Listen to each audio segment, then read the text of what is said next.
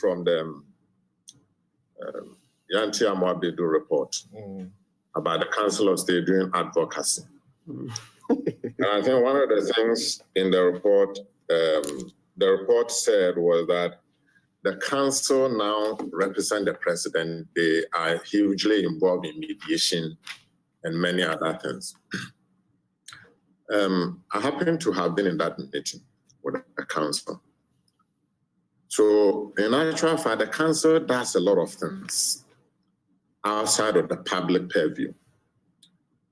Now, when we are discussing the Council of State and boxing it up with an emotional issue called ex gratia, we are likely to lose sight of many things.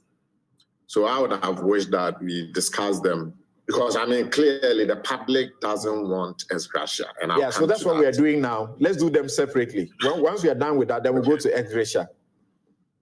Okay. So my simple submission on the Council of State is that from personal interactions, but also some formal interactions, I think it's a useful institution. But like many institutions in Ghana today, they need reform. And given the public perception today, they themselves must also justify their importance one way or the other. And that would mean, for example, that some of the things they do, which are so beneficial to the country, they let the public know. They may not be able to come up telling the public that we advised the president on this and he went in this or that direction. It will be like me coming to tell people that I advised the Secretary General of TUC on this and he went in this direction. Or Samson, you are advising the CEO of multimedia. I mean, it could be bizarre. But there are many other things they do. Mediation, for example. Given the tense political partisan position we have in the country today, they do a lot of background mediation between the two main political parties, which are helpful for this country, and many other things they do. And I think that they should find a way to let the public know some of those things that they do for the nation. It needs reform.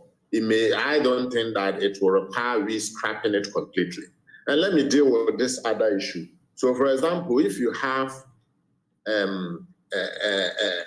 a public servant appointed to the National Media Commission, he's already drawing a salary from the Consolidated Fund. That's right. And by the virtue of his appointment to say the National Media Commission,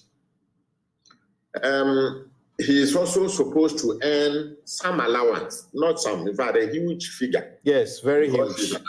And I'm telling you that the institutions get into difficulties not knowing how to pay. And they are all the time struggling because you as a public servant drawing a salary from the Consolidated Fund. And what the National Media Commission also is paying also has to come from the Consolidated Fund.